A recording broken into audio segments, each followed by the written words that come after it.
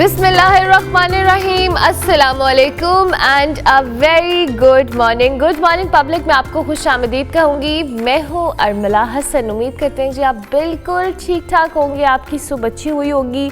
अमूमन सर्दियाँ जब आती हैं तो सबसे इम्पॉर्टेंट काम होता है वो सुबह सुबह अगर आपको धूप मिल जाए तो बहुत सारे लोग कहते हैं जैसी धूप सेक रही सी। तो ये जो पंजाबी में कहना है धूप सेक रही सी, ये वाला सिस्टम अब शुरू हो चुका है क्योंकि अब धूप अच्छी लगना शुरू हो गई है। क्योंकि इस वेदर के अंदर जब आपको जो कहते हैं ना थोड़ी खुनकी सी होती है, आपके वैसे ही तबीयत बड़ी आवाज़ार सी हो रही होती है, तो ऐसे में सुबह सुबह आपको धूप मिल जाए तो इट्स अ ब्लेसिंग। चूँकि स्मॉग के हमने पूरे इस टेन्योर में देखा था कि कुछ भी हमें धूप के तो आसार थे ही नहीं, तो अब धूप मिलना शुरू हुई है फाइनली, तो मुझे अच्छा लग रहा है। लेकिन कल मैं जिन वायरल इन्फेक्शन से बचने का आप सबको तलकीन कर रही थी वो मेरे सामने आया और मुझे आज लग रहा है कि मुझे फ्लू होने वाला है, तो उसके लिए मैं मेंटली खुद को प्रिपेयर कर रही हूँ और साथ मैंने चाय गरम गरम कप रखा हुआ है कि मैं अपने गले को सही सेट रख सकूँ। अच्छा जी, उसके साथ साथ आपको पता है मुल्क की सियासत के अंदर कुछ सुबह सुबह हम आपके साथ खबरें शेयर करते हैं। सुबह सुबह इतनी शकील गुफ्तगू करने का मेरा बिल्कुल दिल नहीं कर रहा होता, लेकिन क्या करें, करना पड़ता है, ये तो काम है, it's a part of my job. अच्छा जी, तहरीक इंसाफ की बार बार बात करें, बानी पीटीआई का बयानिया हमेशा हरीफ जमातों के लिए परेशानी का सबब बनता है। मगर 2022 में इक़्तिदार से बेदखली के बाद जब दर्जनों मुकदमात सामना करना पड़ा उनको बानी पीटीआई को, तो उसके दौरान सोशल मीडिया अकाउंट से जारी होने वाले जो उनके बयानात थे और अगर पार्टी क़यादत के बयानात को देखा जाए तो इनमें राबते, फ़हम, मुशावरत और नज़रिए में वाज़े तज़ाद हमें नज़र आता है। बानी पीटीआई का जो सोशल मीडिया अकाउंट है उससे जारी होने वाले बयानात की बात की जाए तो उसमें सख्त अल्फाज और मौक़िफ़ अपनाया गया है, जबकि पार्टी क़यादत के लहजे में कुछ नरमी हमें दिखाई दे रही है। 24 नवंबर के एहतजाज के दौरान भी पीटीआई के हवाले से बात की जाए तो सोशल मीडिया अकाउंट और कायदीन के मौक़िफ़ में हमें खासा फ़र्क भी नज़र आया। हत्ता कि धरने के मकाम को लेकर कारकुनात की जो अमवात है, फिर धरना अचानक ख़त्म होने पे और क़यादत की वापसी पर पार्टी में इख्तलाफात और जो इतलात सामने आई और सोशल मीडिया के बाद भी मेन स्ट्रीम मीडिया के ऊपर भी बहुत सारे जो पार्टी रहनुमा थे उन्होंने अपने अपने मौक़िफ़ का इजहार किया, जिसमें खासा इख्तलाफ हमें नज़र भी आया।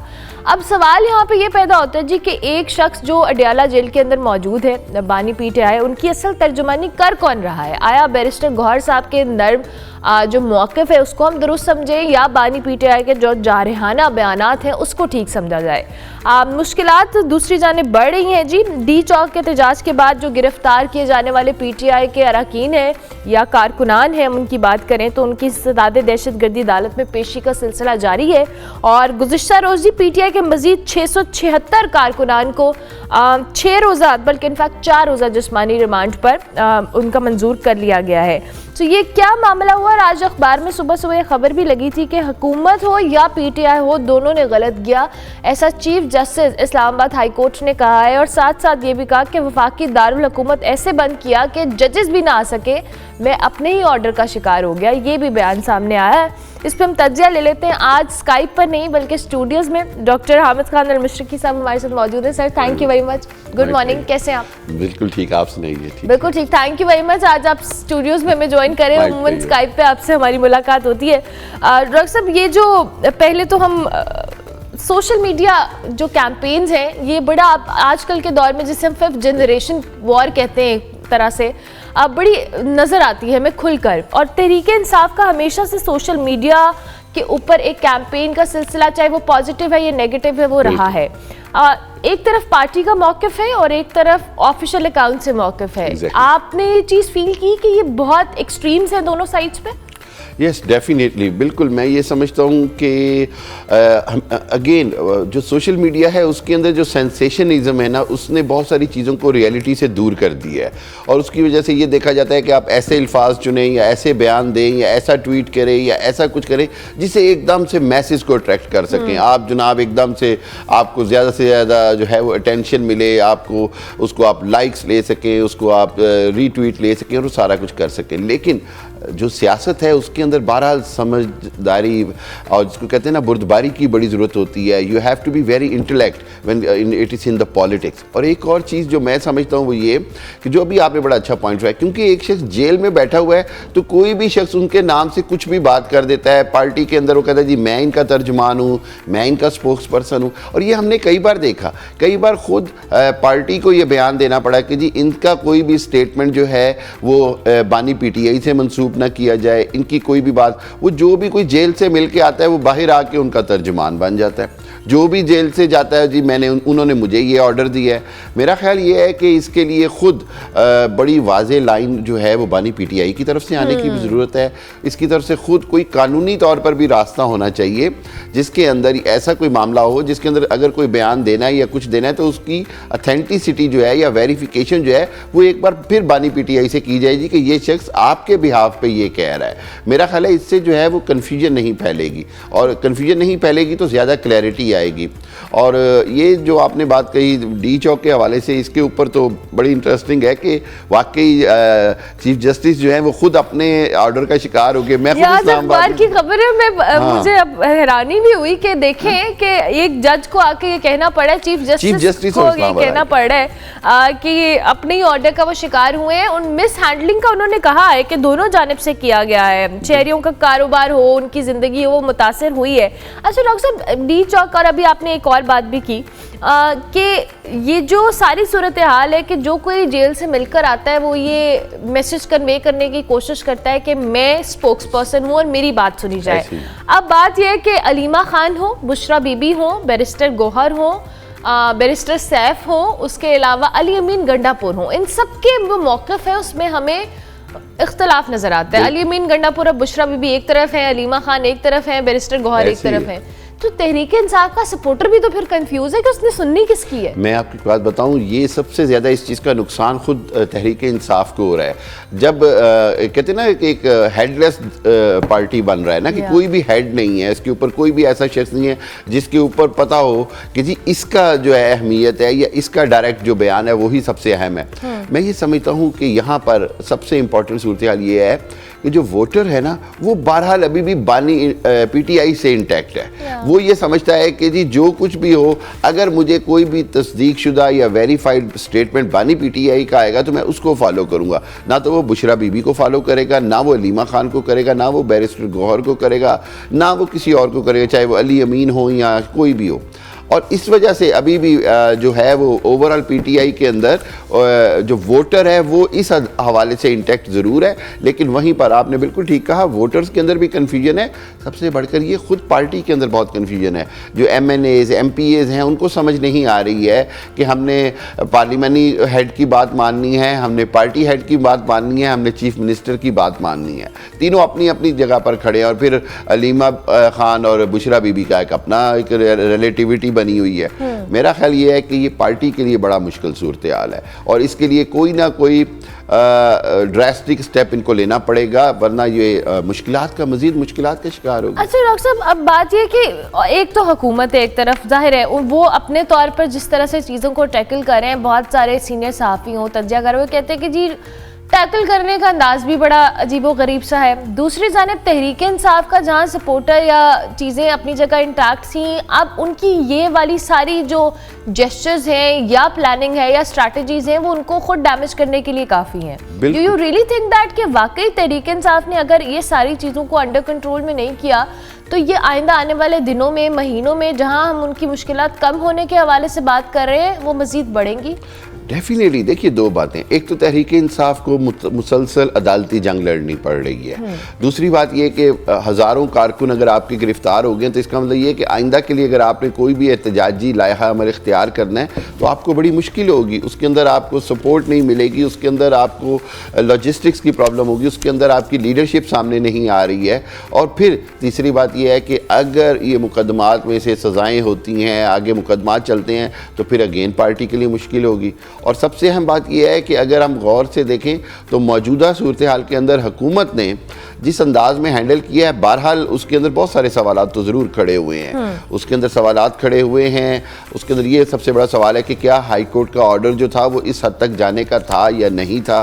क्या आवाम, जो अभी आपने बात की कि बुनियादी जो मकसद होता है वो आवाम की जो नॉर्मल ज़िंदगी है वो मुतासर नहीं होनी चाहिए किसी भी हालत में। लेकिन पाकिस्तान में ये बड़ी बदकिस्मती है कि कोई भी इस तरह की मूवमेंट होती है, तहरीक होती है, रैली होती है, जलसा होता है, सबसे पहला काम ये होता है आपकी मेरे जैसे लोगों के लिए ट्रैफिक बंद, ऑफिस आने के मुश्किल हो जाता है। सर, घर बैठे इंटरनेट बंद, आप हाँ। इस बात का अंदाजा लगाएं कि इंटरनेट बंद हो गया है। आपने बाकी कम्यूट तो क्या ही करना है, हर चीज़ बंद। Exactly. और ये इसका जो है ना वो इकोनॉमिकल इम्पैक्ट तो है ही है, मुआशी इसका असर तो है ही है, इसका सोशल असर बहुत होता है। समाजी तौर पर एक घर बैठा हुआ शख्स जितना डिस्टर्ब होता है वो फिर दोनों से राज़ी नहीं है। वो ना सिर्फ प्रोटेस्ट करने वालों के बारे में सोचता है, वहीं वो हुकूमत से भी सोचता है कि हुकूमत को इतनी क्या मुसीबत पड़ गई है कि वो सब कुछ रोज़मर्रा ज़िंदगी को इतना डिस्टर्ब कर दे।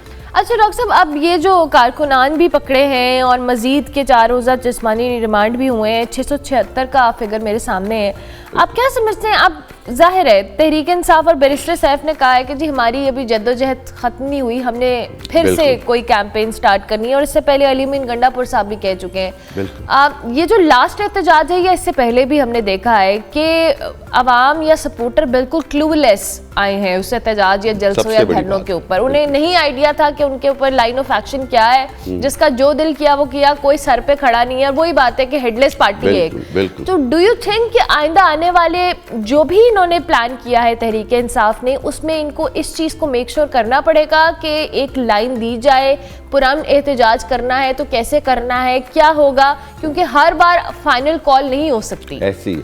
देखिए अर्मिला, बात यह है कि आप वर्कर के पॉइंट ऑफ व्यू से सोचिए कि वर्कर को लीडरशिप की ज़रूरत होती है, कोई गाइड करने वाले की ज़रूरत है।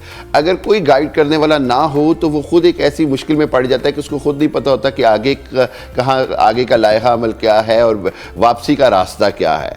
लीडरशिप का काम होता है कि जहाँ कोई भी एहतजाज या कुछ किया जा रहा है तो उसका वापसी का रास्ता भी उसके वर्कर्स को बताया जाए, ये नहीं कि उनको तन तनहा छोड़ दिया जाए।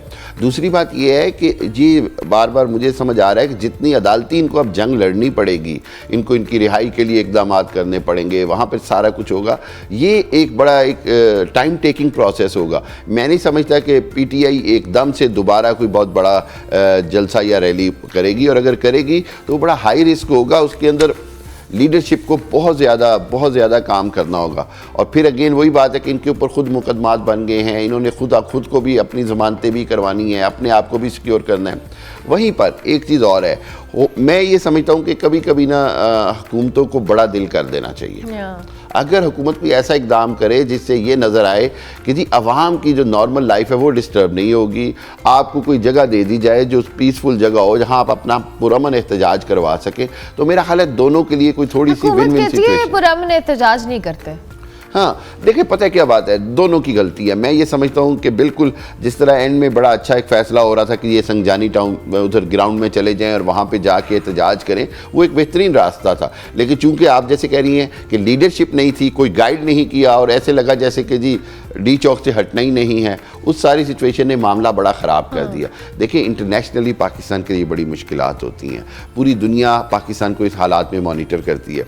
उसके नतीजे में हमें आज नहीं आने वाले दिनों में उसके असरात नज़र आते हैं। आने वाले दिनों में जो बैनुल अक़वामी जो इदारे होते हैं, जो हुकूमतें होती हैं, जो ऑर्गेनाइजेशंस होती हैं, वो सोचती हैं कि शायद इस मुल्क में इस तरह के हालात चलते रहेंगे। तो इस हवाले से हुकूमत की बड़ी जिम्मेदारी है कि वो पाकिस्तान के इमेज को हर सूरत मेंटेन करके रखे।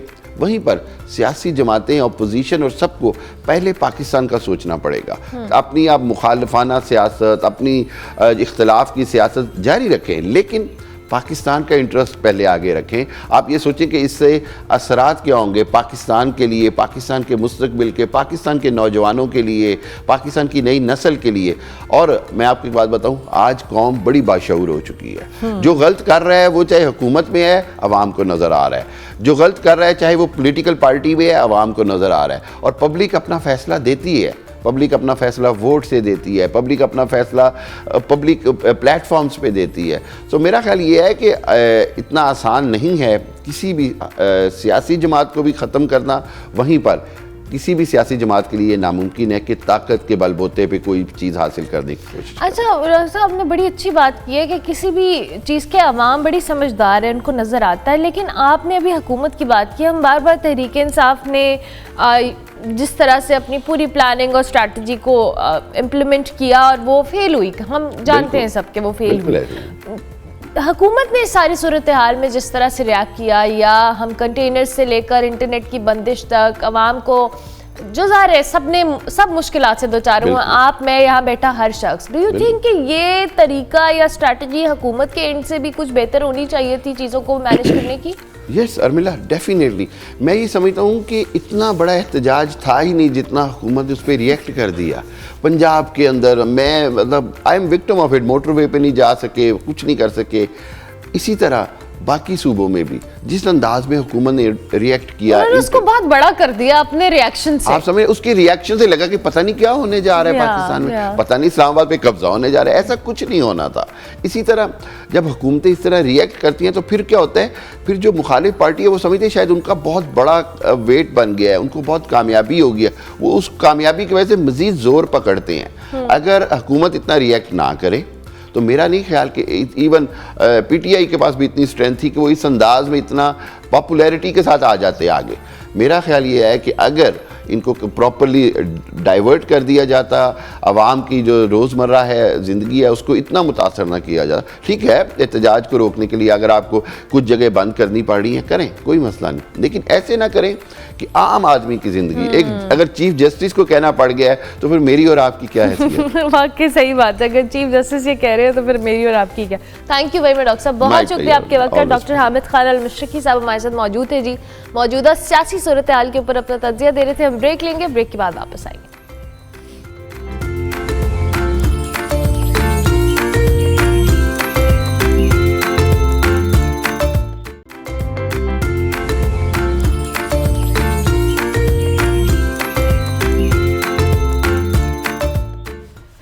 Welcome back to good morning public ji. Break के बाद वापस आ गए। आई विश कि हमारी जो ऑफ एयर की डिस्कशंस हैं वो कभी गलती से भी ऑन एयर ना आए, क्योंकि हम बहुत इंटरेस्टिंग बातें कर रहे होते हैं। मुझे लगता है प्रोडक्टिविटी लेवल बढ़ जाता है हमारा ना ऑफ एयर। लेकिन उसके साथ साथ जी अब हम कुछ क्रिकेट की बात करेंगे। आपको पता है चैंपियंस ट्रॉफी को लेकर बहुत सारी बातें हो रही हैं। उससे पहले मैं आपको थोड़ा सा बता दूं कि पीसीबी की जानिब से जी साउथ अफ्रीका के दौरे के लिए पाकिस्तान की रेड बॉल और वाइट बॉल स्क्वाड्स का ऐलान कर दिया गया है। 10 दिसंबर से 7 जनवरी तक पाकिस्तान और साउथ अफ्रीका के दरमियान 3 T20, 3 वनडे और 2 टेस्ट मैचेस खेले जाएंगे।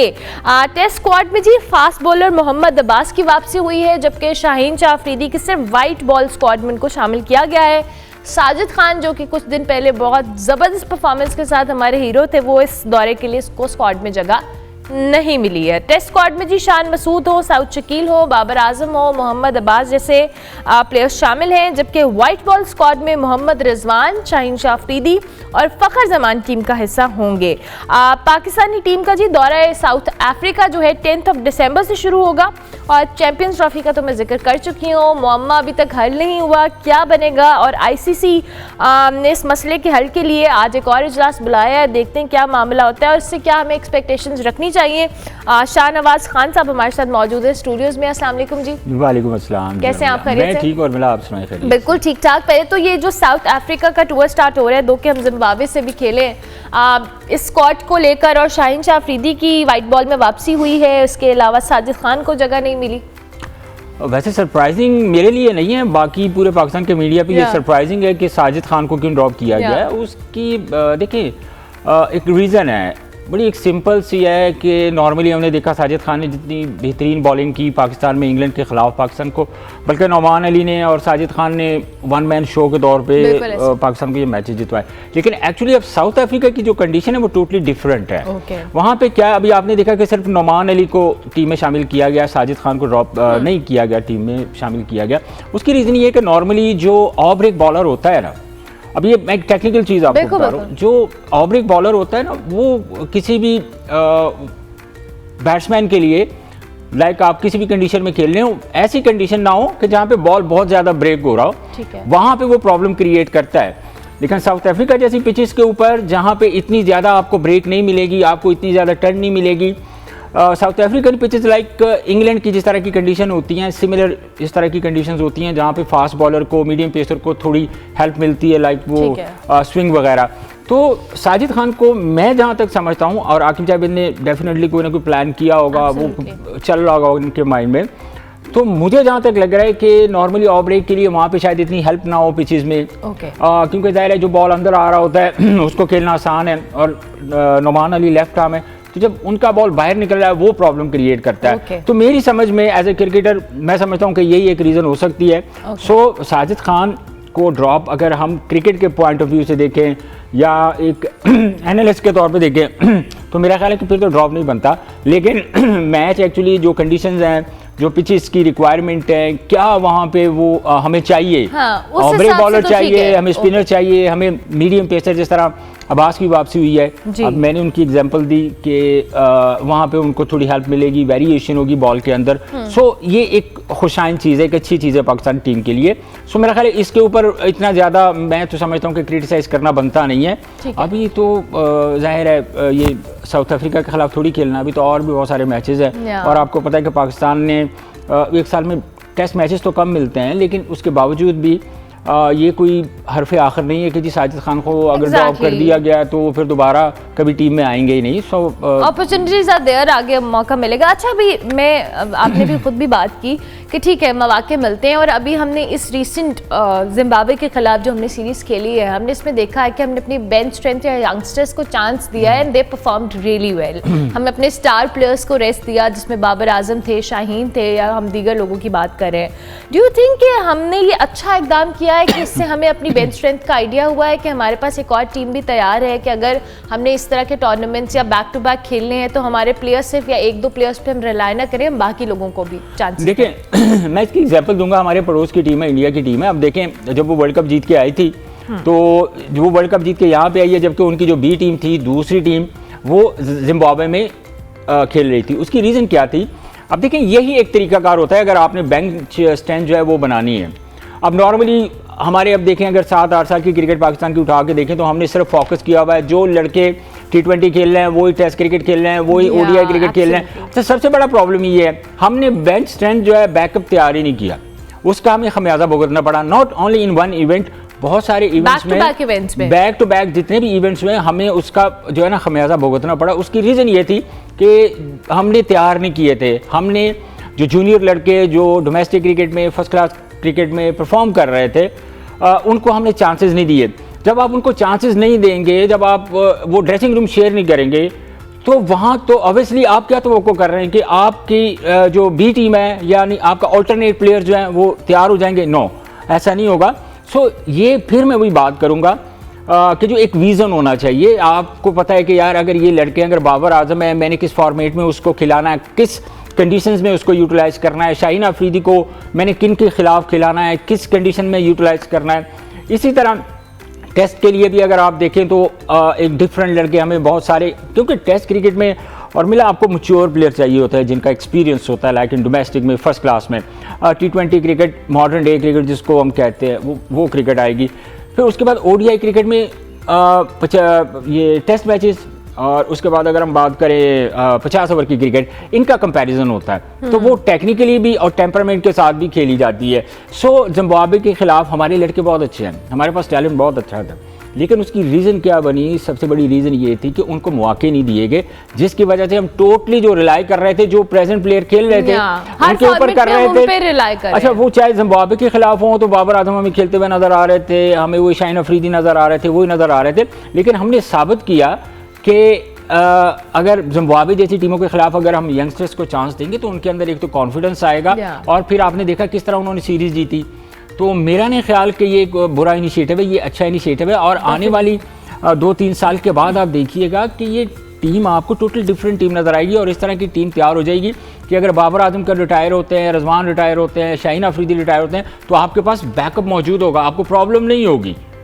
तो यही एक रीज़न बनी जो मैं कहता हूँ कि आकिब जावेद ने आके इन सारी चीज़ों पे इम्प्लीमेंट किया। आई एम ग्लैड कि ये चीज़ हमारे पास बैकअप प्लान मौजूद है अपनी जगह का। खुदा ना खास्ता अगर कोई प्लेयर इंजरी का शिकार है, वो खेल नहीं सकता, कोई भी रीज़न हो सकती है, तो at least we have an alternate कि हम उसको उस पर रिलाई कर सकते हैं। हमने देखा है ना, अभी आप देखें एशिया कप से आप शुरू कर लें। एशिया कप में देखा नसीम शाह अनफिट हुआ, अब हम देख रहे हैं कि यार ऐसी प्लेयर के रब्बा हमारे पास और कोई अल्टरनेट ही नहीं है नसीम शाह का। उसके बाद हम देखें वर्ल्ड कप में हमारे पास हम 15 लड़कों का स्क्वाड गया इंडिया। बहुत सारे ऐसे लड़के थे जिसको हमने देखा कि वो फिट भी नहीं थे लेकिन टीम के साथ थे। क्या रीज़न थी वो टीम के साथ थे? बैकअप पे कोई नहीं था। आपके पास वो जो खला थी वो खला ही रही, उसको किसी ने पुर नहीं किया। तो यही एक स्ट्रेटजी मैं कह रहा हूँ कि सिलेक्शन कमेटी ने जो है ना वो अपनाई है कि इस तरह हम बैक जो आपका ऑल्टरनेट प्लेयर्स हैं वो भी तैयार करें और उसके बाद आपकी टीम भी जीत रही है। ये एक विज़न होता है। अब देखिए बात अक्सर लोग ये करते हैं और मिला कि आकिब जावेद का ये चीज़ वो चीज़, क्रेडिट तो उनको जाता है। क्रेडिट कैसे जाता है कि आपसे पहले 26 सिलेक्टर आए थे, इतने बड़े बड़े दिमाग थे, इतने बड़े बड़े क्रिकेटर थे, तो किसी ने यूटिलाइज क्यों नहीं किया? आपको विज़न नहीं था ना। अब आकिब जावेद की एक जर्नी थी कि उन्होंने जनाब एक लाहौर कलंदर के साथ 8 साल 9 साल काम किया, एक टीम बनाई, 2 मरतबा वो चैम्पियन हो गए। अच्छा, अब वो पाकिस्तान टीम के साथ आए, उनकी एक एग्जांपल थी कि वो यूएई के भी कोच रहे, श्रीलंका के भी कोच रहे, तो उन्होंने एक पूरे प्रोसेस से लड़कों को तैयार किया, सारा सिस्टम बड़ा बेहतरीन बनाया। तो यही इख्तलाफ लोगों का इस वक्त चल रहा है कि यार ये विज़न हमारे पास क्यों नहीं था। तो अगर ये विज़न पाकिस्तान आज से 4 साल 5 साल पहले अडॉप्ट कर लेता, शायद आज हमारी बैकअप प्लेयर। अच्छा सॉरी, मेरे पास वक्त कम है, मैं चाहूँगी चैंपियंस ट्रॉफी को लेके मैं भी शाहनवाज साहब आपका कमेंट ले लूँ। अभी जैसे हमने कहा कि एक और इजलास बुलाया गया है, बड़ा मुअम्मा बना हुआ है जो कि अभी हल नहीं हो पा रहा, हर कोई डिस्कशन कर रहा है, हमारी ऑफ फिर भी बात हो रही थी। क्या होगा इस इजलास से, कोई हम तवक्कुआत रखें? दो कि मोहसिन नकवी साहब is very hopeful and he is very optimistic कि हम पाकिस्तान के अंदर ही पोस्ट करेंगे। देखिए पाकिस्तान की तो पूरी तैयारियां हैं इस वक्त चैंपियंस ट्रॉफी की। और देखें ये सबसे बड़ा प्रॉब्लम है कि 3 मरतबा आईसीसी का वफ्द जो है वो पाकिस्तान आके ये जो इश्यूज़ अभी हाईलाइट किए जा रहे हैं ना, इनके ऊपर वो इत्मीनान का इजहार कर चुका है, वो सेटिस्फाइड थे। उन्होंने कहा ये देखिए ना, इंडिया ने अपने बीच में वो जो है ना वो जिसको मैं पंजाबी कहते हैं कि शुरली छोड़नी होती है, तो ये मुझे पहले ही आइडिया था इनका कि इन्होंने ये कुछ करना है। अच्छा, अब होगा क्या चैंपियन ट्रॉफी का? मोहसिन नकवी साहब का बड़ा ज़बरदस्त स्टैंड है, उन्होंने कहा कि चैंपियन ट्रॉफी होगी तो पाकिस्तान में होगी। लेकिन जो खबरें आ रही हैं और मिला वो ये है कि हाइब्रिड मॉडल के ऊपर कोई इस तरह की बातचीत चल रही है कि कम अज़ कम वो एक लॉन्ग पीरियड के लिए, लाइक 3 साल के लिए वो इस तरह का हो कि अगर पाकिस्तान में कोई फॉर्मेट होता है, कोई भी इवेंट होता है, तो पाकिस्तान में अगर फॉर्मेट होता है तो वो भी हाइब्रिड मॉडल पे जो है ना वो खेला जाएगा। और अगर इंडिया में, चूंकि आगे आपको पता है कि बहुत सारे इवेंट्स जो है वो इंडिया में भी होने हैं, तो उनका ये प्लान है कि जो इंडिया में इवेंट्स होंगे वो भी पाकिस्तान हाइब्रिड मॉडल पे खेलेगा। अल्टीमेटली देखिए पाकिस्तान का स्टैंड बड़ा ज़बरदस्त है और बड़ा क्लियर है। अब यहाँ पे होना क्या है कि जो चीज़ है ना, अब इस तरह आप कह लें कि हाइब्रिड मॉडल पे होगा कि अगर इंडिया एग्री करेगा 3 साल के लिए, नॉट फॉर द 1 ईयर या 1 इवेंट, वो फिर लॉन्ग टाइम के लिए कम से कम 3 साल के लिए, ताकि उनको भी फिर इस चीज़ का पता चले कि यार अगर हम पाकिस्तान नहीं जा रहे तो पाकिस्तान भी नहीं आ रहा। नॉर्मली माजी में हमने देखा है कि 2023 में जब हम लोग वर्ल्ड कप खेल के आए थे वहाँ पे इंडिया में, तो हम लोगों ने यही बात पहले शुरू में की थी कि हमने नहीं जाना, लेकिन एंड ऑफ द टाइम बेहतरी के लिए बस क्या चलो चले जाने हैं। तो ये सारी चीज़ें हुई थी, लेकिन बात असल में ये है कि अल्टीमेटली यही कुछ होगा और मिला कि हाइब्रिड मॉडल के ऊपर ही जो है ना वो मोहसिन नकवी साहब अगर वो मानेंगे भी तो वो इसी सूरत में मानेंगे कि फॉर द लॉन्ग टाइम जो है ना वो ना इंडिया जाएगा ना इंडिया आएगा ना पाकिस्तान जाएगा, यही होगा। बल्कि एक आखिरी बात मैं कर दूं, बल्कि राशिद लतीफ़ की मैं बात सुन रहा था, हमारे फॉर्मर कप्तान ने कुछ अर्सा पहले उन्होंने बड़ी ज़बरदस्त बात की। तो उन्होंने कहा कि यार कुछ इस तरह का होना चाहिए कि जो इवेंट है वो 10 साल तक ना पाकिस्तान को कोई मेज़बानी मिलनी चाहिए ना इंडिया को कोई मेज़बानी मिलनी चाहिए, ताकि पहले अपने सॉर्ट आउट कर लें, उसके बाद तो वैसे कब से सॉर्ट आउट करने की कोशिश कर रहे हैं, हो नहीं पा रहे। लेकिन थैंक यू वेरी मच कि आप तशरीफ लाए। शाहनवाज खान साहब हमारे साथ मौजूद थे, स्पोर्ट्स जर्नलिस्ट एनालिस्ट। मौजूदा जो अभी हमने साउथ अफ्रीका वाली सीरीज है उस पर भी उनका कमेंट लिया और चैंपियंस ट्रॉफी के मामले पे भी अपना तजिया दे रहे थे। हम ब्रेक लेते हैं, ब्रेक के बाद वापस आते हैं। आप देखते रहिए गुड मॉर्निंग पब्लिक।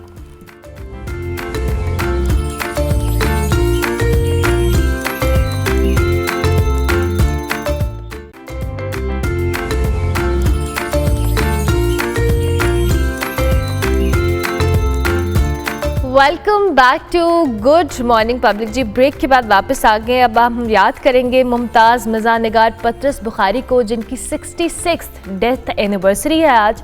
उनकी वजह शोहरत के हवाले से बात कीजिए तो मज़ाह निगारी है, लेकिन उनके इंशाए, तनकीदी मज़ामीन और इसके साथ साथ तराजुम पर मबनी जो किताबें हैं वो भी बहुत अहमियत की हामिल हैं। उनकी जो खिदमात हैं एज ए रेडियो ब्रॉडकास्टर, उनको भी फरामोश नहीं किया जा सकता। उनकी ज़िंदगी के हवाले से आपको ये रिपोर्ट दिखाते हैं।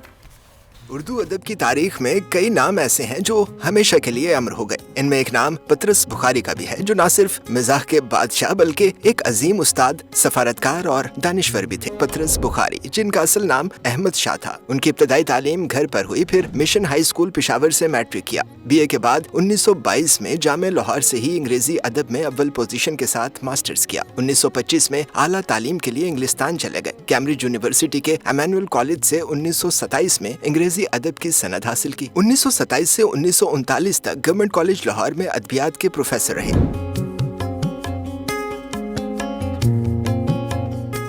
1939 में दिल्ली में deputy director general all India radio तैनात हुए। 1947 में गवर्नमेंट कॉलेज लाहौर के प्रिंसिपल मुकर्रर हुए। पतरस ने यहाँ 1950 तक फराइज निभाए। 1950 में लियाकत अली खान के दौरे अमेरिका के मौके पर वो हर जगह उनके साथ रहे और फिर 1955 में शोबा इतलात के डिप्टी सेक्रेटरी जनरल मुकर्रर हो गए। गवर्नमेंट कॉलेज लाहौर के जमाने में ही उन्होंने मुजल्ला रावी की इदारत संभाली और इसके साथ ही लिखने लिखाने का आगाज भी कर दिया।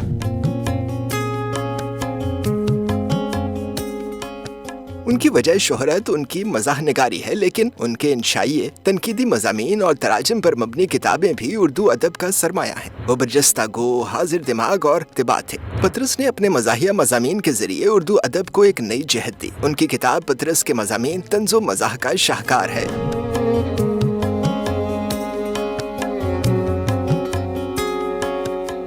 निहायत ज़हीन, रोशन दिमाग, हंसमुख, खुश पोशाक, खुश गुफ्तार, माहिर तालीम, अंग्रेजी और उर्दू के साहिब तर्ज़े अदीब, मुनफरिद मज़ाह निगार और कामयाब सफ़ीर। पतरस बुखारी 5 दिसंबर 1958 की सुबह न्यूयॉर्क में इंतकाल कर गए। हुकूमत पाकिस्तान की तरफ से उन्हें बाद अज़ मर्ग हिलाले इम्तियाज से नवाजा गया।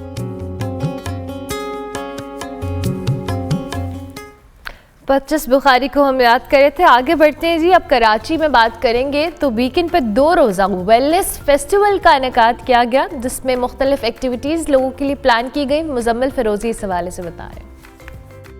वेरी गुड मॉर्निंग अरमला। आज सुबह हम पहुंचे हैं एक ऐसी जगह पर जहां पर बड़ी तादाद कराची वालों की पहुंची हुई है। यहां पर चल रहा है कराची वेलनेस फेस्टिवल 2024।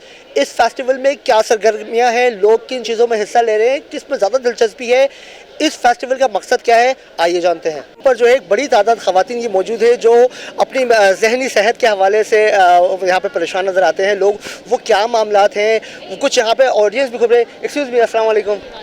अच्छा ये बताइएगा कि वेलनेस फेस्टिवल चल रहा है, आप कैसे देखती हैं कि ये वेलनेस फेस्टिवल किस तरह से हम कराची वालों के लिए एक अच्छा साबित हो सकता है? इस तरह के फेस्टिव वगैरह बिल्कुल होने चाहिए, because I am also a yoga practitioner और मैं योगा की क्लासेस देती हूँ और मेरे पास बहुत सारी इस तरह की लेडीज़ आती हैं जो कि डिप्रेशन और एंजाइटी को फेस कर रही हैं और after the sessions they feel so good. उनकी लाइफ में बहुत इम्प्रूवमेंट आया, इवन मेरी अपनी लाइफ में बहुत पॉजिटिव चेंजेस आए। सो इस तरह की एक्टिविटीज़ से बहुत एक अच्छा जो एक पॉजिटिव इम्पैक्ट होता है वो हमारे यहाँ डेवलप होगा और ये होना चाहिए। अच्छा अरमला, हम देखते हैं मेरे सामने एक स्टॉल लगा हुआ है, वहाँ पे स्टॉल पे भी ना इसी तरह की कुछ एक्टिविटीज़ चल रही थी, मैंने अभी देखा। तो हम चलते हैं उस स्टॉल पे, वो देखते हैं वो खातून जो हैं वो लड़कियों को क्या एक्टिविटी करवा रही है। This festival has something for everyone, you know, there's breathwork going on, there's different movement patterns going on. So wellness के हिसाब से we have granola. I feel like it's a very good breakfast food with Greek yogurt and milk. तो हमारे पास 3 flavors है, vanilla है, double chocolate है and coconut chocolate है। अच्छा, तो आप खुद बना रही हैं ये, किस तरह से ज़हन में है, मतलब इसकी क्या खसूसियत क्या है? So it's all homemade, yes. I used to make it for myself. फिर सबने कहा कि तुम बेचती क्यों नहीं हो, because they were like ऐसा granola हमने कराची में नहीं खाया है।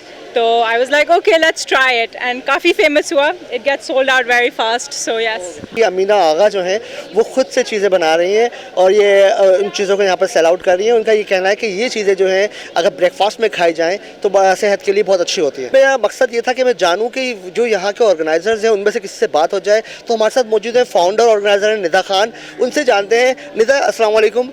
निदा ये फरमाइएगा कि आपको क्या लगता है कि इससे कितना फ़ायदा होने वाला है कराची वालों को? तो ये जगह बनी है हर किसी के लिए जो वेलनेस ढूंढना चाहता है. ये बल्कि हमने बनाया है कराची कम्युनिटी के लिए ही. तो जो भी अपने जिस्म के बारे में जानना चाहता है, रूहानी वेलनेस के बारे में जानना चाहता है, ज़हनी वेलनेस के बारे में जानना चाहता है, अच्छा खाना खाने के लिए चाहता है, अच्छे साउंड सुनने के लिए चाहता है या अच्छी चीज़ें देखने के लिए चाहते हैं, सब किसी के लिए बना है. अच्छा ये बताइएगा कि जो सेशंस हो रहे हैं उन सेशंस के क्या चार्जेस हैं या किस तरह से लोग ज्वाइन कर रहे हैं. और जो वेंडर्स हैं जैसे आपने मुझे बताया कि ये सामने जो डॉल्स हैं ये बड़ी मुझे बहुत डिफरेंट लग रही हैं, इनके बारे में बताइएगा. तो इन डॉल्स की खसूसियत ये है कि जब हम बचपन में डॉल्स के साथ खेलते थे तो हमारी सारी डॉल्स का जो स्किन का टोन था वो सब सफ़ेद डॉल्स है क्योंकि बाहर से इम्पोर्ट करके आती थी.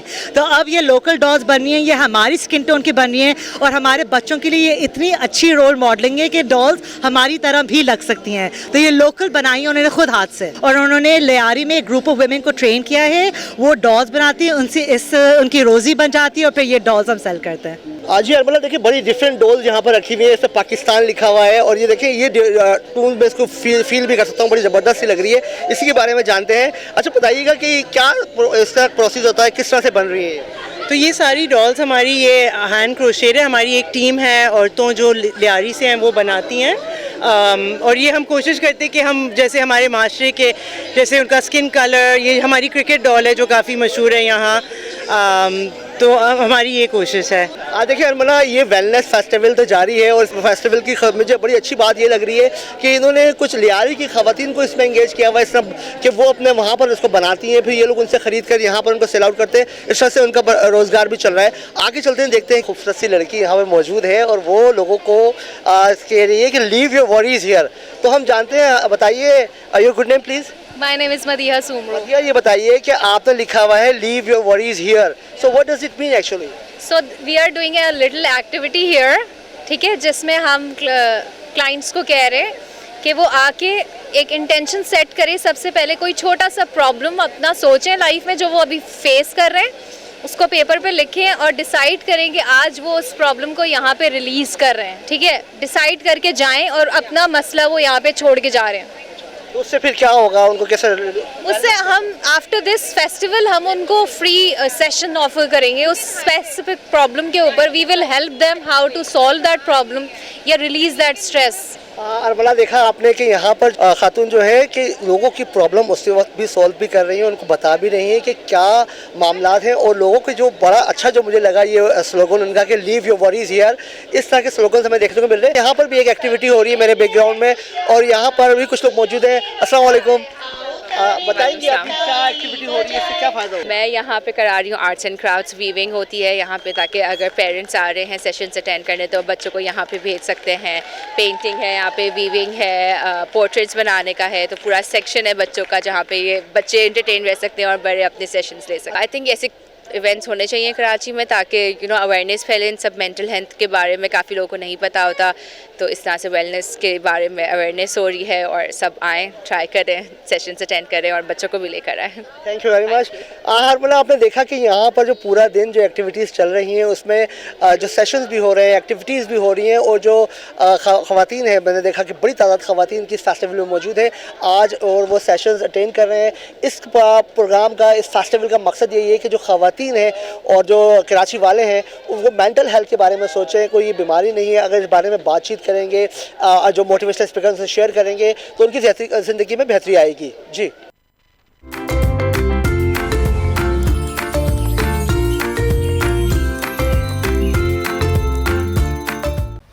जी जनाब, तो आपने ये टीज़र देखा है. ये पाकिस्तान की पहली इंटरनेशनल वेब सीरीज़ है टीम बी, जिसके कुछ विजुअल्स आपने देखे और आज इसके जिन्होंने इसको लिखा है, जिसके अंदर खुद एक्टिंग भी की है, हमारे साथ मौजूद हैं जी तैफूर खान. आप इनको जानते हैं, स्टार हैं, फिल्म्स में भी काम करते हैं, ड्रामास में भी काम करते हैं और अपने करियर में कई यादगार रोल्स इन्होंने प्ले किए हैं. Thank you very much. अस्सलाम वालेकुम, गुड मॉर्निंग। Good morning. कैसे हैं आप, खैरियत से? मैं ठीक हूं अल्हम्दुलिल्लाह। आप बहुत प्रॉमिसिंग लग रहा है ये टीज़र, थोड़ा सा हमें बताएं इस वेब सीरीज़ के हवाले से।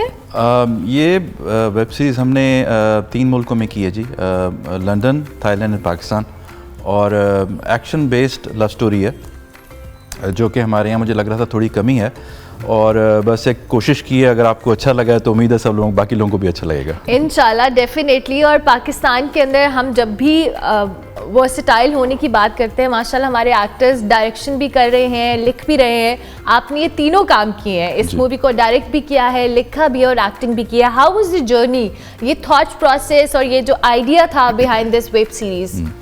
I think journey, I think एक एंगल से देखें तो बहुत मज़ेदार था। It was the best experience of my life, और बहुत मुश्किल भी था, बिकॉज डेफिनेटली जब आप बहुत सारे काम कर रहे होते हैं तो हर्डल्स आते हैं, और पहली दफ़ा कर रहे होते हैं डेफिनेटली, बिकॉज मैंने पूरा प्रोजेक्ट लिखने का काम पहली दफ़ा किया। डायरेक्शन और एक्टिंग में पहले कर चुका हूँ।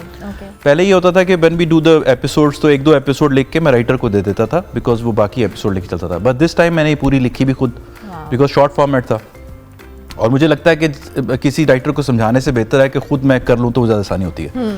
और एक पॉइंट होता है कि जब डायरेक्टर जो है वो खुद राइटर हो तो उसको पता होता है कि मेरी लिमिट्स क्या हैं, मेरे पास क्या चीज़ें अवेलेबल हैं, क्या मेरे बजट्स हैं, फाइनेंसेस क्या हैं, मेरे पास क्या फैसिलिटीज़ हैं, उसके अंदर रह के आप अच्छा लिख सकते हैं। तो I think it was a great experience. तो आप वही आपने बात की कि तीनों चीज़ें एट ए टाइम आप कर रहे थे। सबसे मुश्किल आपको चैलेंजिंग क्या लगा, लिखना, डायरेक्ट करना या एक्टिंग करना?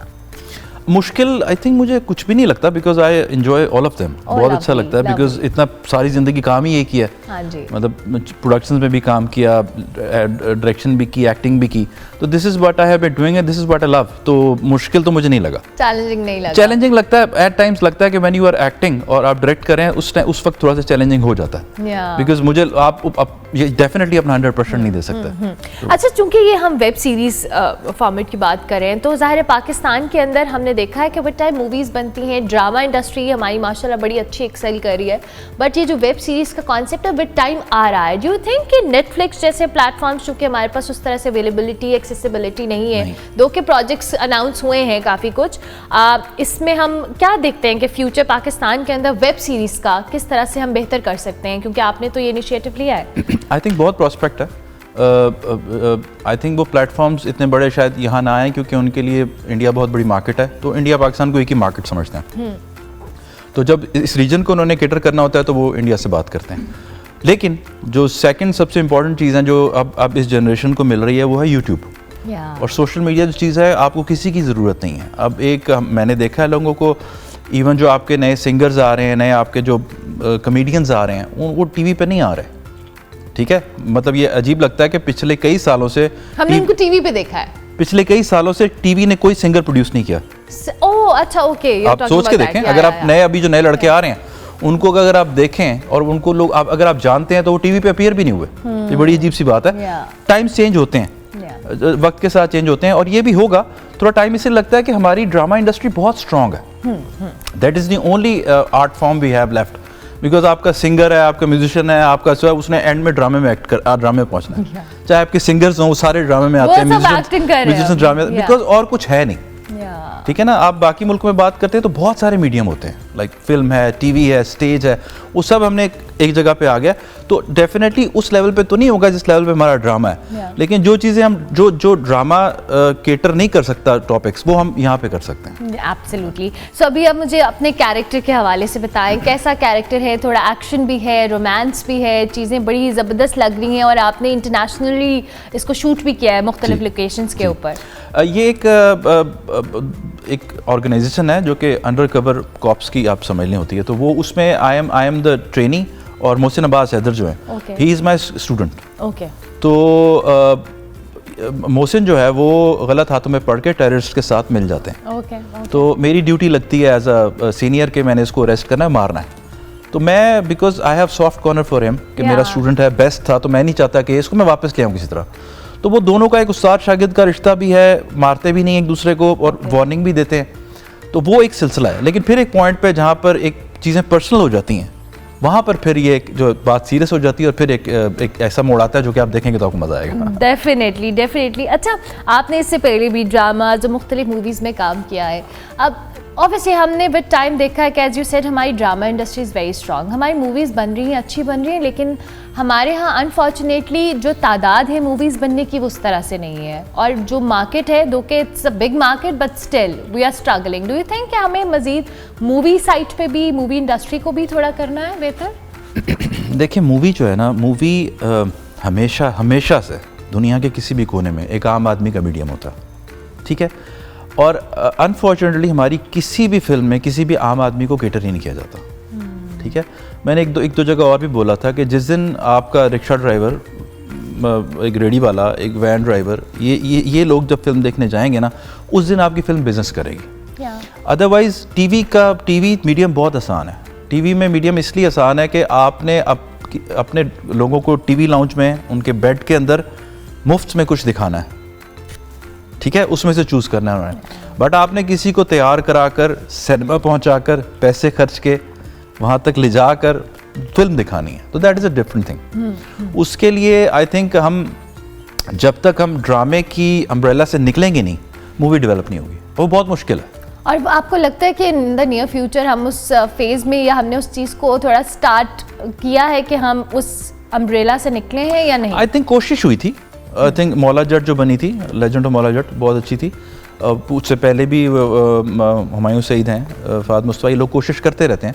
बट पॉइंट इज़ कि साल में 3 फिल्में बनने से कुछ भी नहीं होगा। साल में 3 फिल्में बनने से कुछ नहीं होगा। हम जब इस बाकी रीजन की बात करते हैं तो वहाँ हफ्ते में 12 रीजनल फिल्म्स रिलीज होती हैं, रीजनल जिनका जो उर्दू हिंदी नहीं होती, पंजाबी, मराठी, तेलुगु चल रही होती, तो वो जब तक नहीं होगा तब तक मेरा ख्याल है मुश्किल हो जाएगा। प्लस थोड़ा सा जो बूम आया था वो फिर नीचे आ गया, because entertainment is directly related to your economic conditions.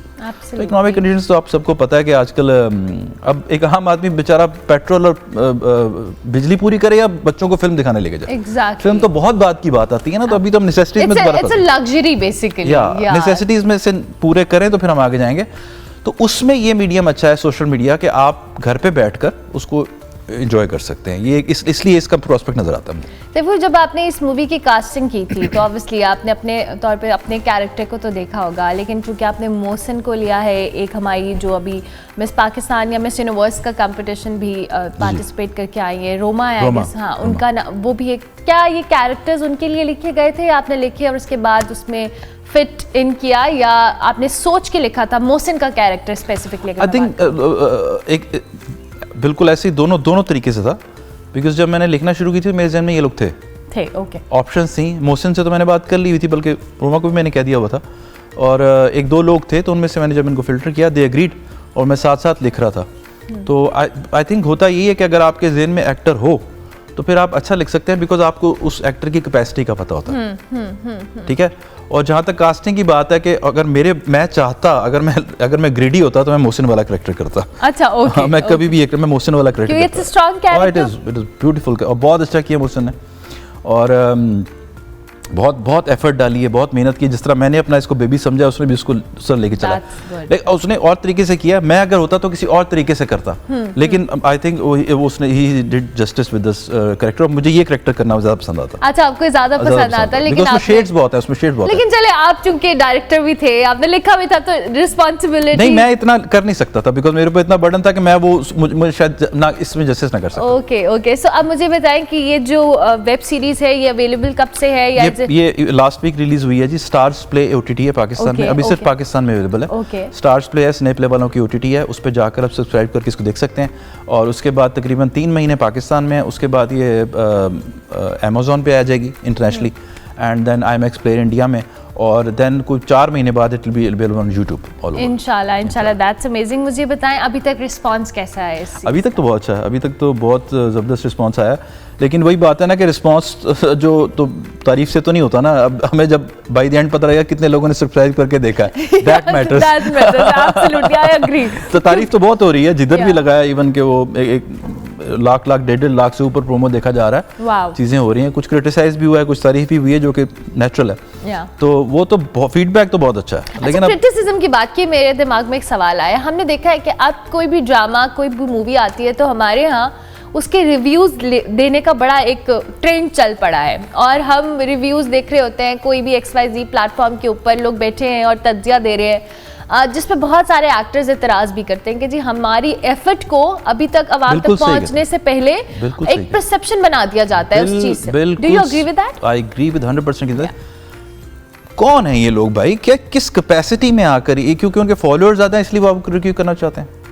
ठीक है, मतलब मेरे काम को अगर समत खूसट बैठ के बात करें तो मैं सुनूंगा भी। ठीक है, S39 बात करें, काशिफ निसार बात करें, ठीक है, मेरी एक्टिंग को अगर फैसल कुरैशी करें या हुमायूं करें या बड़े सीनियर एक्टर्स कहें तो मैं सुनूंगा भी। फिरदौस जमाल साहब मुझे कहें कि यार तू गलत करा तो मैं मानूंगा भी। ऐसे ही बस हमारा देखा देखी को वैसे बैठ के बस बातें कोई करना नहीं है। मैं आपको बड़ी मज़े की बात बताता हूँ, मैं सोशल मीडिया पर ज़्यादा एक्टिव नहीं होता। और मैं कुछ अर्सा पाकिस्तान से बाहर था तो बिल्कुल मैं आउट था कि यहाँ हो क्या रहा है। आई बिकेम बैक तो चीज़ें चेंज हुई हैं। तो मैंने कहा इसको मार्केट करते हैं। उन्होंने कहा जी सोशल मीडिया ऐप्स जो है ना सबसे ज़्यादा चलती हैं तो इस पर करना है। मैंने कहा ठीक है आप देखें जैसे मार्केट करना है। उन्होंने किया तो वो मैं बड़ा खुश कि जी पहली दफ़ा रिलीज़ हो रहा है। आप बिलीव करेंगे जो पहला कमेंट आया था ना, मैं हैरान हो गया यार ये क्या हुआ। मैं ये क्या है यार, पता क्या कमेंट था? क्या? ये क्या बकवास करती है, इससे अच्छी एडिटिंग तो मैं कर सकता हूँ, लगता है फ़ोन पे शूट करके चला दिया। अच्छा मैं ना डर गया, मैंने कहा यार शायद कोई गलत फाइल चल गई, गड़बड़ हो गया मसला। मैंने कहा यार देखो क्या हुआ है। दूसरा कमेंट आया वो उससे भी बुरा। तो कहता यार मैंने जो मार्केटिंग देखने वाले ने कहा यार आप ठहर जाएं, ये लोग बैठे होते हैं पहले 3 मिनट में कमेंट करने के लिए। सोशल मीडिया आदी है। मैंने कहा इनका काम है। कहता आप किसी भी बड़े से बड़े प्रोजेक्ट पे देखें पहले 3 ऐसे ही होंगे। मैं बड़ा डर गया। फिर मैं 2-3 घंटे बाद देखा तो तारीफ के जी we want to see it on Netflix, बहुत अच्छा काम है, ये है वो है। फिर मैंने कहा यार अच्छा वो तारीफ हो गई बड़ी, मतलब सिर्फ 10% नेगेटिव थे, 90% पॉजिटिव हो गया।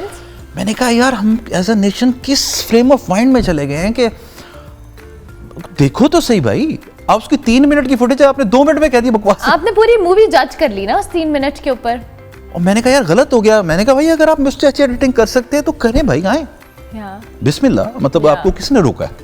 करें ना, करके दिखाएं। बात इस कौम का सबसे बड़ा मसला ये है, बातें करवा लो। आपने क्रिकेट कभी देखी है? वो जी एंज करके थोड़ा सा एंज करता ना तो उसे चिक्का जाना चाहिए।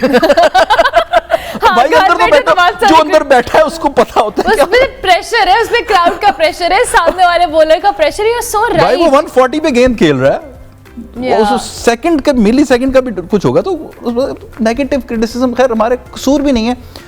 जिस फ्रेम ऑफ माइंड में हम लोग आ गए एज अ नेशन तो वो अब कहाँ निकालें? अच्छा कहीं ना कहीं एज एन एक्टर या एज अ डायरेक्टर आपको ये चीज़ें अफेक्ट करती हैं? दो के बहुत सारे एक्टर्स ये कहते हैं कि जी हम नहीं पढ़ते या हमें फ़र्क नहीं पड़ता, लेकिन do you agree with that कि वाकई फ़र्क नहीं पड़ता? Because at the end of the day we are humans, हमें कोई ना कोई किसी का नेगेटिव कमेंट या बात अफेक्ट तो करती है। देखिए मैं पर्सनल लाइफ में तो करता नहीं कमेंट, देखता ही नहीं, मुझे कोई फ़र्क नहीं पड़ता। ठीक है, इसके बारे में मैं थोड़ा सा कॉन्शियस इसलिए था कि मैं 2-3 साल के गैप के बाद आ रहा था और मैंने एक डिफरेंट चीज़ की है जो कि मुझे भी लगता है कि एक्सेप्ट होती है कि नहीं होती। मैं I was not sure about it. तो मैं शायद थोड़ा कॉन्शियस था इसलिए मैं कर रहा था, वरना अब मैं नॉर्मल हो गया, करते रहो जो करना है भाई, कोई नहीं पड़ता। अच्छा अब आप यू आर लाइक मैं एक आपको एग्जांपल देता हूँ, वो पता नहीं हम नाम ले सकते कि नहीं। एक हमारे क्रिकेटर हैं, उन्होंने एग्जांपल दी कि यार मैं लोगों की परवाह नहीं करता। कहता है मैं इधर लाहौर में ही कोई शो था बहुत पहले की, लाहौर में मैच हो रहा है तो कहते हैं मैंने 4 आउट किए थे तो मैं बाहर जा रहा तो पूरा स्टेडियम मेरा नाम ले रहा था। ठीक है, कहता उसी मैच में मैं अंदर आया तो मैं पहली बॉल पे आउट हो गया। कहता बाहर गया तो वही लोग गलियां निकाल रहे थे। वैसे क्रिकेटर्स के साथ तो हाँ हर एक के साथ कोई ये तो मतलब आप अगर इस चक्कर में पड़े ना कि लोग क्या कह रहे हैं तो फिर तो आप पाकिस्तान में कुछ कर ही नहीं सकते। वो तो आप मांग इधर से निकाल के आते हैं तो लोग कहेंगे क्या कर लिया। हमारी तो कुछ हमारी आवाम किसी हाल में बैठी हुई है जिनका काम ही ये है कि भाई ये क्या हो रहा है। वो एक लतीफ़ा है ना कि वो लतीफ़े वैसे नहीं बनते, उनके पीछे कोई लॉजिक होती है। वो एक बंदा दोज़ख में गया तो उसने कहा कि जी सब मुल्कों के ना दोज़ख के कुएं बने हुए थे तो सब पे एक गार्ड बंदूक लेके खड़ा होता, पाकिस्तानी पे कोई गार्ड नहीं था। उन्होंने कहा यार इसके ऊपर कोई नहीं है। कहता है इनको जरूरत नहीं है, कोई भी निकलने लेता टांग खींच लेते हैं। तो हमारा तो वो अगर वो आप उस चक्कर में पड़ गया कि ये क्या कह रहा है, वो क्या कह रहा है, क्या कह रहा है, तो you can not do anything. तो मैं उन चीज़ों को नहीं करता, बट दिस टाइम मुझे थोड़ी सी तकलीफ हुई, लेकिन वो फिर ठीक हो गया। अच्छा आपको जब रिस्पांस मिलता है तो वो सारी चीज़ें कहीं ना कहीं पीछे रह जाती हैं। तो फिर इन द एंड आपके ऑडियंस, बहुत सारे आपके फैंस हैं जो आपकी मूवी को देखना चाहते हैं, कोई भी मैसेज उनको देना चाहे, दिस इज़ योर कैमरा। बस यही जी कि जो अभी हमने कहा है कि किसी की बात नहीं सुननी है आपने। लोगों की बातों में नहीं आना, and believe in your self और बिलीव इन गॉड, और जो आपने करना है ना वो करते रहें। उसकी कोशिश जारी रखें, होता है नहीं होता, कब होगा, कैसे होगा, उसका रिजल्ट क्या होगा, इसकी फिक्र नहीं करनी है आपने। अगर आप कुछ करना चाहते हैं ज़िंदगी में, just keep on doing it. Thank you very much and I wish you very best of luck. और आई मेक श्योर कि मैं ये वेब सीरीज़ देखूं, और मैं अपने ऑडियंस से भी कहूँगी कि प्लीज़ एक टीज़र के ऊपर आप किसी के काम को जज मत करें। बहुत सारी मेहनत, बहुत सारी एफर्ट पुट की जाती है शायद एक सीन के लिए, और उस सीन को देखें, उस मूवी को देखें, आपको खुद भी रियलाइजेशन होगी। और पाकिस्तानी सिनेमा तो हमारा अपना सिनेमा है, जहां हम बॉलीवुड को, हॉलीवुड को सपोर्ट करते हैं। हमें अपने एक्टर्स को, इनके काम को, इनको अप्रिशिएट करने की ज़रूरत है, because they put a lot of effort, और जिस कंडीशंस के अंदर ये लोग काम करते हैं, that's the most important thing. So आपने ये मूवी देखनी है, टीम भी, और हम भी इसको देखेंगे इंशाल्लाह। और thank you very much once again for joining us. Taimur Khan हमारे साथ मौजूद थे। हम ब्रेक लेंगे, ब्रेक के बाद वापस आएंगे। आप देखते रहिए गुड मॉर्निंग पब्लिक।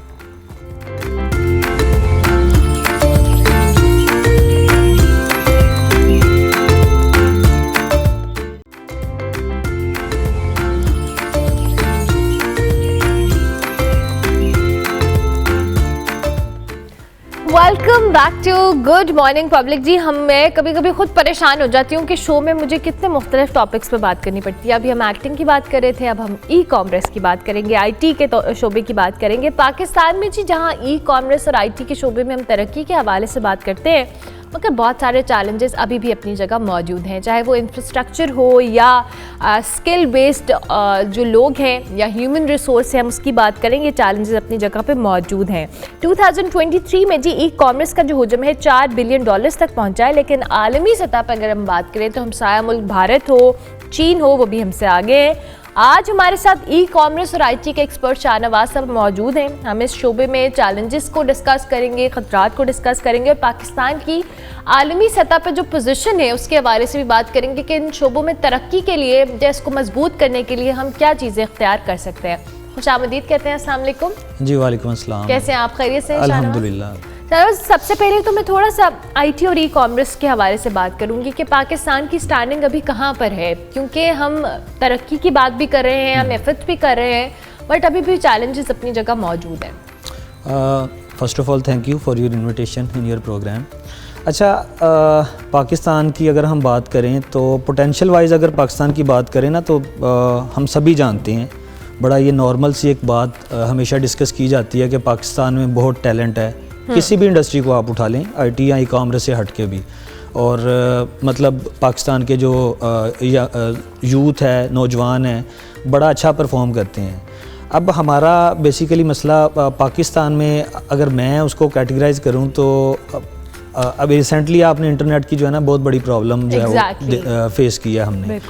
मसला यूथ में या लोगों में नहीं है जो इस इंडस्ट्री में काम कर रहे हैं। सॉरी टू से हमें कहना पड़ता है कि हमारी जो स्टेट है या हमारी गवर्नमेंट है वो इस चीज़ को निगलेक्ट कर रही है, और बहुत ज़्यादा निगलेक्ट कर रही है। क्योंकि आपने अभी जैसे बात की है कि हमारी जो आईटी एक्सपोर्ट है 3 से 4 बिलियन डॉलर्स की है अभी तक, तो ये पिछले 3-4 साल में ही डबल हुई है, उससे पहले नहीं थी। आफ्टर कोविड ही लोगों को पता चला है कि इंटरनेट से जो है वो क्या किया जा सकता है। दुनिया में एक बहुत बड़ी एक रेवोल्यूशन है कि मतलब आप देखें कि पाकिस्तान को अगर हम देखते हैं कि 2-3 साल में उसका जो रेवेन्यू है वो डबल हो गया। हमें बेसिकली स्टेट से जो है वो चैलेंजेस का सामना है कि जैसे हम इंटरनेट की बात करें कि इन्होंने फायरवॉल इंस्टॉल की, तो हमें सबसे बड़ा जो अभी हर्डल आया, यकीन करें कि मैं जो है वो कुछ टॉक शोज़ में बैठ के जो नए लोग जो स्टार्ट करना चाह रहे हैं उनको मोटिवेट किया करता था कि यार इस तरह से आओ, आप ऐसे स्टार्ट लो, इसमें बहुत फ़ायदा है। लेकिन ये कुछ देर से ऐसे फील होने लग गया जैसे हम खुद इनसिक्योर हो गए हैं कि मतलब जो ऐसे प्लेटफॉर्म्स जिनसे हम काम लेते हैं या जिन अगर हम बाहर की कंपनीज़ के साथ काम कर रहे हैं, उन्हें सर्विसेज दे रहे हैं, तो जिन प्लेटफॉर्म्स में जिनमें फाइवर, अपवर्क या ये प्लेटफॉर्म्स शामिल हैं, उन्होंने ये डिक्लेयर कर दिया कि पाकिस्तान का जो इंटरनेट है वो अनप्रेडिक्टेबल है, तो इन लोगों को काम ना दिया जाए। स्ट्रेट फॉरवर्ड कि देखें कि हमारा अपना जो फ्यूचर है वो दाव पे लग गया। बिल्कुल। अब देखें हमारी कोई मिस्टेक नहीं है, हमें इस गवर्नमेंट से या हमारे हुक्मरानों से एक बहुत बड़ी कंप्लेन है कि यार आप लोगों ने हमें वो जॉब अपॉर्चुनिटीज़ या वो चीज़ें नहीं प्रोवाइड की जो स्ट्रेट फॉरवर्ड बात है, जो स्टेट करती है। लेकिन अपने दम पे ये बच्चे मतलब एक स्ट्रगल करके एक लंबा अरसा गुजार के जो है ना वो मतलब इंटरनेट की दुनिया से बड़ा अच्छा पैसा बना रहे हैं। और यकीन करें, मेरा नहीं ख्याल कि अभी कोई ऐसा पाकिस्तान में बिज़नेस या ऐसी जॉब है जो आपको इतनी हाई इनकम दे रही है कि आप विद इन मतलब 2 से 3 सालों में जो है ना वो आप सेट हो जाते हैं आफ्टर ग्रेजुएशन। तो लेकिन इनको जो है इस काम में ये लोग खुद मतलब अपने आप को उन्होंने मनवाया है पूरी दुनिया में कि हम चौथे 5वें नंबर पे आते हैं वर्ल्ड वाइड जो सर्विस प्रोवाइड करते हैं। अब एग्जैक्टली मैं ये जो भी आप बात कर रहे हैं एंटरप्रेन्योर्स या ऑनलाइन काम जो करते हैं, I knew few of my friends जो इस तरह से ऑनलाइन जॉब्स कर रहे हैं और they are earning well, they are doing well. लेकिन वही बात है कि जब इंटरनेट बंद होता है तो they are struggling a lot. वो बेचारे परेशान होते हैं कि जी हमारी मीटिंग्स हैं, हमारे ऑनलाइन काम है, हमारा फलाना चीज़ है, तो हम कैसे करें। और यहाँ पे मैं आपकी बात से अग्री करूँगी शाहनवाज के जो कि स्टेट की जिम्मेदारी है यंगस्टर्स को या यूथ को वर्क अपॉर्चुनिटीज़ देना। अगर वो नहीं दे रही और लोग कर रहे हैं तो एटलीस्ट आप उनको फैसिलिटेट तो कर सकते हैं। Exactly. और अच्छा, ये चैलेंजेस हमने ओवरकम कैसे करने हैं, क्योंकि डू यू थिंक कि हमने वो टाइम जहाँ दुनिया इस चीज़ के ऊपर बहुत फोकस किए हुए हैं, हम अभी तक 4G के ऊपर हैं, 5G तो हमारे पास है ही नहीं, वो तो बेसिक इंटरनेट नहीं है, तो हम 5G पे क्या इमेजिन करेंगे। लेकिन इस चीज़ को मेक श्योर करना कि हमारे जो ऑनलाइन बिजनेसेस हैं या जो लोग काम कर रहे हैं मुख्तलिफ प्लेटफॉर्म्स के ऊपर, उनको एटलीस्ट फैसिलिटेट किया जाए या उनके लिए एक सर्टिनिटी की कैफियत हो, अनसर्टिनिटी ना हो कि भाई हमें नहीं पता, कल इंटरनेट नहीं है, हमारा काम स्टॉप है। बिल्कुल। अच्छा, इसमें मेरे ख्याल से मैं ये कुछ दिनों से सोच रहा हूँ कि ठीक है पॉलिटिकल इश्यूज़ हैं या बाकी जो भी इनसिक्योरिटीज़ हैं गवर्नमेंट्स को आपस में हैं, इनको सॉर्ट आउट होना चाहिए। पहली चीज़ ये है ताकि हमारे जैसे लोगों के लिए मसाइल क्रिएट ये लोग ना करें। लेकिन फिर भी अगर इस तरह की फायरवॉल इंस्टॉल करना है या ये चीज़ें कंट्रोल करनी है तो उसमें ये होना चाहिए कि या तो कोई ऐसी ये फ्रीलांसर्स के लिए एक रजिस्ट्रेशन निकाल दें कि आप लोगों को इंटरनेट फास्ट मिलेगा, कि आप लोग कम अज़ कम देखिए हम कोई मतलब जो है वो ऐसी कोई पॉलिटिकल चीज़ों में हम पार्ट नहीं लेते, हम चुप करके अपना काम करते हैं, पैसा कमाने की तरफ हमारी तवज्जो होती है। लेकिन ये लोग हम शरीफ से लोग हैं, हमें भी ये लोग तंग करते हैं। इन्हें चाहिए कि कम अज़ कम देखिए हम इतना बड़ा, अब मैंने लाहौर में आके एक बड़ा अच्छा सेटअप जो है वो स्टार्ट किया है, ठीक है। लेकिन यकीन करें इस तरह से जो है ना कभी कभी वो इनसिक्योर हो जाते हैं कि यार पता नहीं क्या होगा।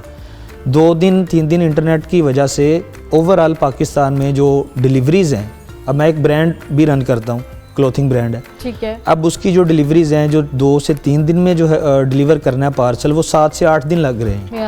अब कस्टमर जो है वो हम जाहिर है उसने तो हमारे साथ कोऑर्डिनेट करना है, आपसे सवाल करना है। अब उसमें से 50% जो हमारे पार्सल हैं वो रिटर्न आए हैं। मतलब कि हमने ये 2-3 दिन के इंटरनेट की जो इंटरप्शन है इसकी वजह से हमने एक पूरे महीने का लॉस कर लिया।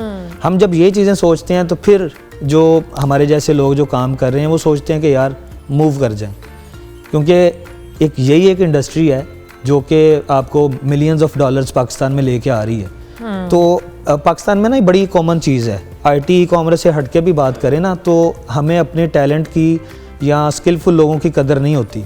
आपने नोट किया होगा कि जैसे ही कोई बंदा बाहर किसी बड़ी कंपनी में जाके उसकी किसी लाइक गूगल में सिलेक्शन हो जाती है, माइक्रोसॉफ्ट की किसी कंपनी में सिलेक्शन होती है, तो हमारे सोशल मीडियाज़ पे और ओवरऑल मीडिया पे बड़ी मतलब न्यूज़ ब्रेक की जाती है कि जी ये इसने वहाँ जाके ये काम कर दिया।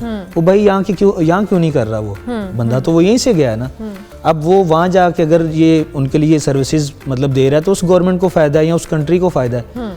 पाकिस्तान का मसला ये है कि ये लोग जब टैलेंट इनके पास होता है उसकी कदर नहीं करते, जब दूर चला जाता है और हमारे मुल्क का उससे कोई फ़ायदा नहीं हो रहा होता, वो उस कंट्री को फ़ायदा हो रहा है जिनको वो सर्विसेज दे रहे हैं। तो ये जो क्रीम है ना आपकी, ये आहिस्ता आहिस्ता मूव कर जाएगी बाहर, क्योंकि जाहिर है इनके पास तो फिर रिसोर्सेज भी हैं।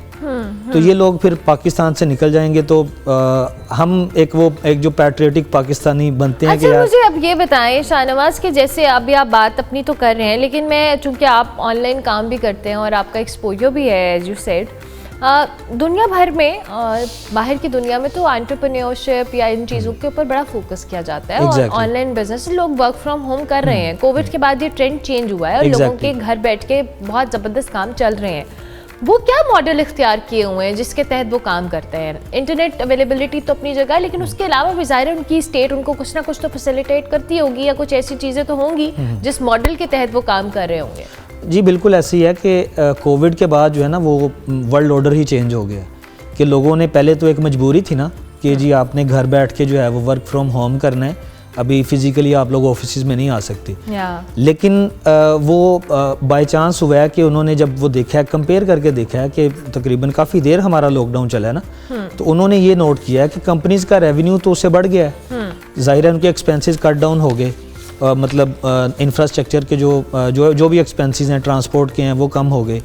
अब एक चीज़ और यहाँ पे मिसिंग है, वो है एथिक्स। पाकिस्तानी फ्रीलांसर्स जो काम कर रहे हैं, बेसिकली हम जो है ना वो शॉर्टकट्स के चक्करों में होते हैं कि हमें ये आवर्स फिक्स हुए हैं तो हम उसमें भी डंडी मार लें। हमारा बेसिक एक मसला ये भी है कि हमें क्यों जो है वो रिमोटली काम ज़्यादा नहीं दिया जाता, हमें एक बंदा चाहिए जो हमें वॉच कर रहा हो। तो उन कंट्रीज़ में हम भी जाके वहाँ पे हमारा एथिक्स पे काम करना शुरू कर देते हैं। गवर्नमेंट जो सपोर्ट करती है, हमें अगर गवर्नमेंट से चाहिए तो वो सिर्फ ये चाहिए कि वो हमारे लिए, बेसिक मसला तो हमारा इंटरनेट का है, सबसे जो बड़ा है बेसिक नीड वो है। उसके बाद आता है कि हमारा, क्योंकि जाहिर है अगर ओवरऑल आप ई कॉमर्स की बात करें तो पाकिस्तान में ट्रांसपोर्ट सिस्टम या जो भी रोड्स की कंडीशंस, वो भी जाहिर है उसकी वजह से भी डिलेज आते हैं। तो यहाँ पे पाकिस्तान में एक जो आपको मैं स्टैट्स बता दूँ कि मैं अमेज़ोन पे काम करता हूँ US से UK के अंदर, तो वहाँ पे हमारी जो रिटर्न रेशो है, यानी कि जो पार्सल कस्टमर्स के पास जाते हैं और रिटर्न हमें वापस आ जाते हैं किसी वजह से, वो मैक्सिमम 2 to 3% है। लेकिन पाकिस्तान में आप सुन के आप हैरान हो जाएंगे कि हमें 30 to 40% पार्सल रिटर्न आता है। And it's a huge number, that's very unfortunate. Thank you very much Shahnawaz, बहुत शुक्रिया आपके वक्त का। शाहनवाज हमारे साथ मौजूद थे, उनके मुताबिक अगर स्टेट कुछ और ना करे, इंटरनेट जैसी बेसिक चीज़ इनको प्रोवाइड कर दे, तो इनके जैसे जो यंगस्टर्स हैं जो ऑनलाइन बिजनेसेस कर रहे हैं, अपना काम कर रहे हैं, वर्क फ्रॉम होम कर रहे हैं, इंटरनेशनल प्लेटफॉर्म्स के साथ काम कर रहे हैं, एटलीस्ट उनको इस मामले में तो स्ट्रगल ना करनी पड़े। ब्रेक लेंगे जी, ब्रेक के बाद वापस आएंगे।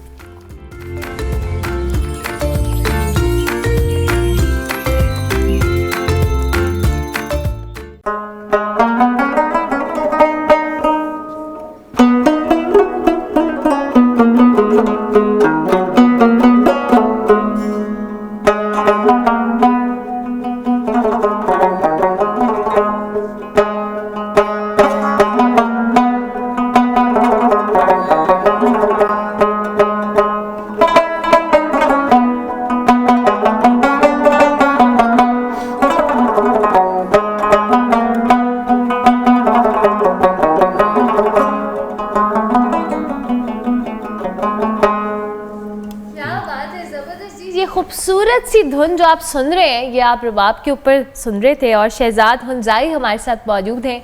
23 ईयर ओल्ड ये आर्टिस्ट है और क्लासिकल मौसीकार हैं, पाकिस्तान के मशहूर मौसीकारों के साथ काम भी करते हैं और उसमें शुमार भी होते हैं।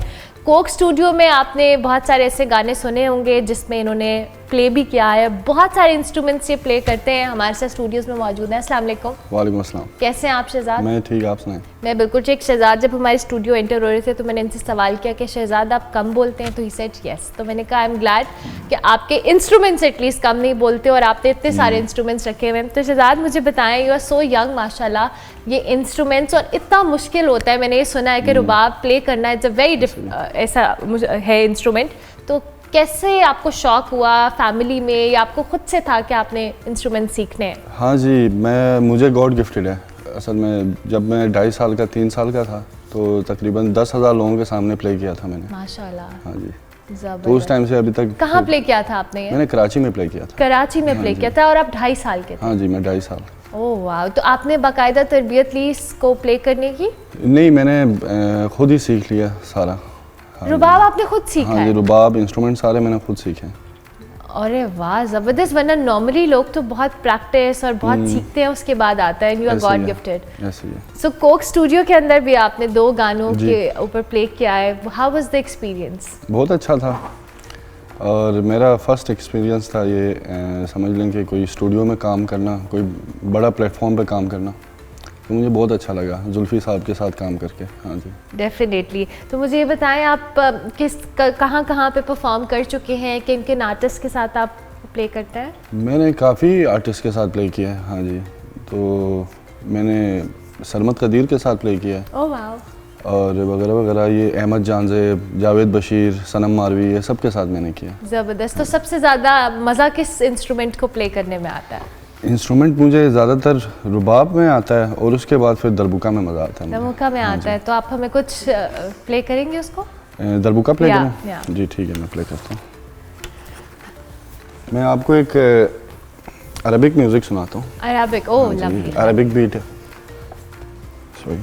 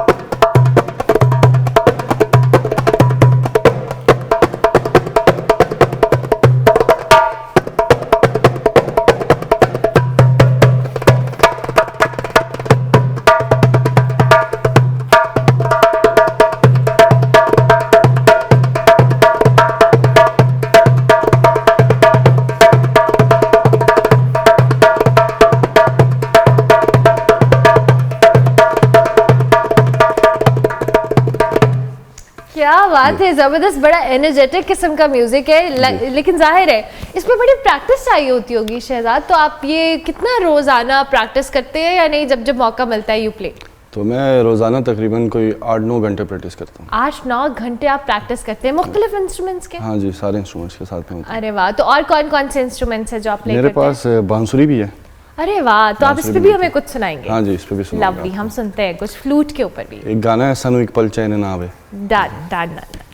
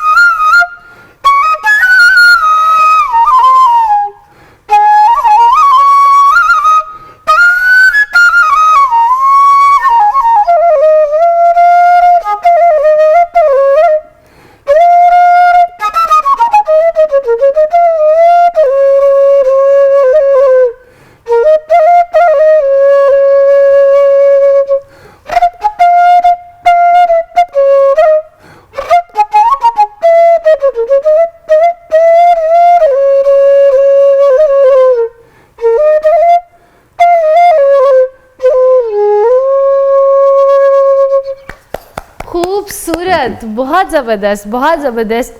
मैं सबसे ज़्यादा सरप्राइज शहजाद इस बात पे हूँ कि आपने किसी से सीखा नहीं और आप हर इंस्ट्रूमेंट इतना फ्लॉलेस बजा रहे हैं। ये आप कैसे कर लेते हैं, मुझे ये समझाएं आप। ये बस क्योंकि YouTube पे लोग अमूमन जो सेल्फ टॉट भी होते हैं कहते हैं YouTube पे सीख लेते हैं या वैसे सीख लेते हैं।